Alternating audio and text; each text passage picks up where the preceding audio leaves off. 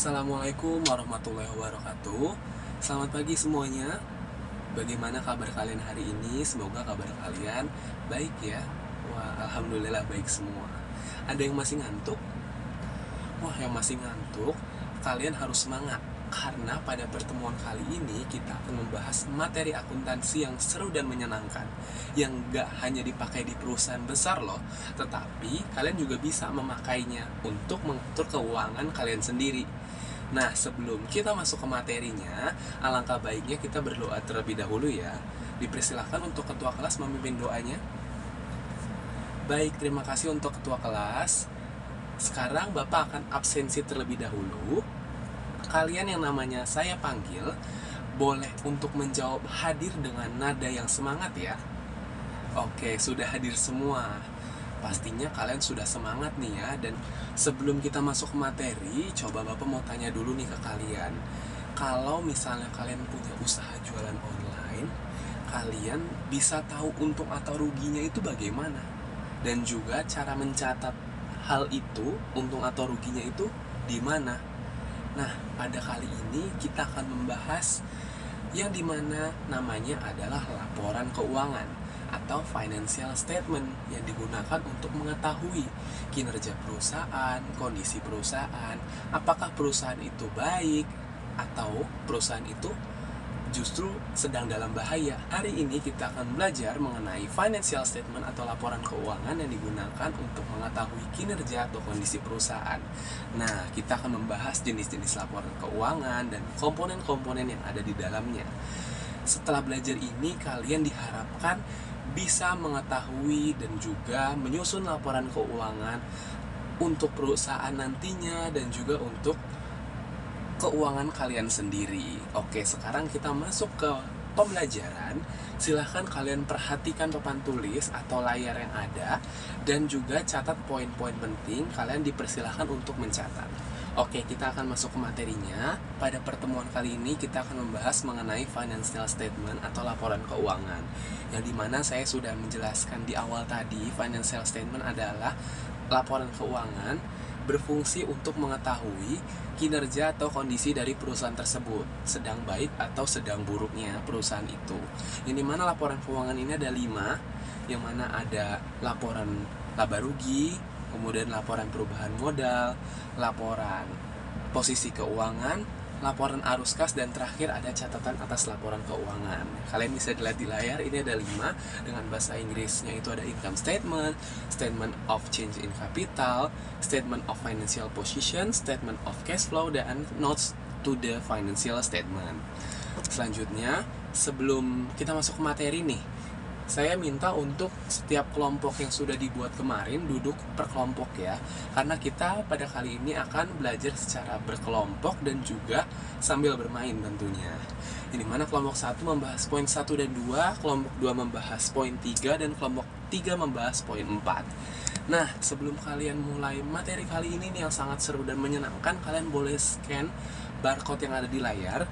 Di sini kalian akan muncul di handphone kalian setelah scan itu tentang kalian bisa menyocokkan komponen-komponen yang ada sesuai dengan poin-poin yang ada. Di situ ada 4 poin tentang laporan.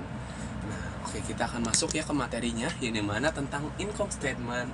Yang pertama ini adalah income statement, laporan laba rugi. Laporan laba rugi adalah laporan keuangan yang dimana ini bisa mengukur kinerja perusahaan, khususnya kinerja keuangannya dalam suatu periode dengan mencatat pendapatan, beban, dan menghasilkan laba atau ruginya. Nah, berarti komponennya apa aja yang bisa kalian taruh di situ? Iya, benar. Ada revenue, expenses, dan net profit or loss. Nah, sudah ya. Selanjutnya kita masuk ke statement of change in equity, yang dimana ini merupakan laporan yang menunjukkan perubahan dalam ekuitas pemilik. Ekuitas pemilik ini jadi setiap periode tuh pastinya berubah karena ada penambahan di apa? Penambahan di laba atau penurunan di ketika rugi. Kemudian ada penurunan lagi di price, dividen, dan pengambilan pribadi atau drawing. Nah, dari sini berarti komponennya apa aja? Ada kapital yang terdiri dari beginning capital dan ending capital. Kemudian ada net profit or loss, Dan terakhir ada drive atau drawing, atau juga ada dividen namanya. Kalian sudah cocok kan? Jadi ada 3 ya tadi ya. Ada capital, net profit or loss dari statement sebelumnya, kemudian ada drive atau drawing. Oke. Yang ketiga ada statement of financial position, yang dimana laporan ini menyajikan posisi keuangan suatu entitas pada suatu periode tertentu. Mencakup apa saja? Yaitu aset sama dengan ekuitas tambah liabilitas, yang dimana aset ini merupakan sumber daya ekonomi, liabilitas adalah kewajiban dari perusahaan tersebut atau utang-utang, utang jangka panjang, utang jangka pendek, dan juga yang terakhir ada ekuitas atau hak pemilik. Jadi apa itu komponen tadi? Ada 3, yaitu aset, ekuitas, dan liabilitas. Kalian bisa masukkan di poin yang itu. Oke, sudah ya. Selanjutnya yang keempat itu ada laporan arus kas. Laporan arus kas ini disebut juga statement of cash flow, ini mana memberikan informasi nih tentang kas, khususnya dalam pergerakannya, pergerakan menambah kas atau mengurangi kas. Nah, kas dan setara kas khususnya ya, dari aktivitas apa saja, aktivitas operasional, aktivitas investasi, dan aktivitas pendanaan. Nah, versi bahasa Inggrisnya itu ada operating cash, investing cash, dan financing cash. Yang dimana operating cash di sini merupakan kegiatan dari utama bisnis ini, seperti penjualan ataupun pembayaran beban. Yang dimana komponen di awal biasa di atas itu ada net income. Nah, kemudian dilanjut oleh pengurangan dan penambahan yang diperlukan ya. Selanjutnya ada investing cash, yang dimana ini mengenai pembelian atau penjualan dari aset yang berjangkanya ini panjang, atau dikatakan aset jangka panjang atau aset tetap. Nah, terakhir ada financing cash atau aktivitas pendanaan, yang dimana ini merupakan perolehan atau pengembalian dari dana seperti utang jangka panjang ataupun saham. Nah, jadi kalian udah tahu ya komponennya ada 3, operating cash, investing cash, dan financing cash. Oke, selanjutnya yang terakhir ini ada notes to financial reports atau catatan atas laporan keuangan, yang dimana ini tidak ada di HP layar kalian, yang dimana ini hanya bersifat informasi tambahan saja, yang dimana menjelaskan detail dari 4 laporan keuangan sebelumnya, yang dimana laporan ini nih mencangkup tentang kebijakan akuntansi dan rincian angkanya itu dapat dari mana, bagaimana penghitungannya. Jadi memberi pemahaman saja secara lengkap untuk membaca laporan keuangan tersebut. Baik, kita sudah selesai dalam materi kali ini, tetapi sebelum saya tutup pada materi kali ini, saya minta satu anak untuk menyimpulkan apa yang sudah kita pelajari pada kali ini. Oke, silahkan. Wah, bagus sekali.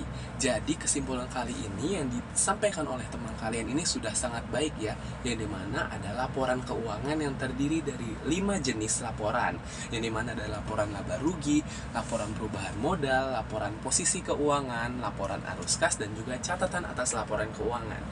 Dan yang dimana laporan ini nggak hanya digunain untuk perusahaan-perusahaan besar, bisa juga kalian sebagai orang atau seorang diri itu membuat laporan keuangan untuk keuangan kalian diri sendiri, keuangan pribadi kalian.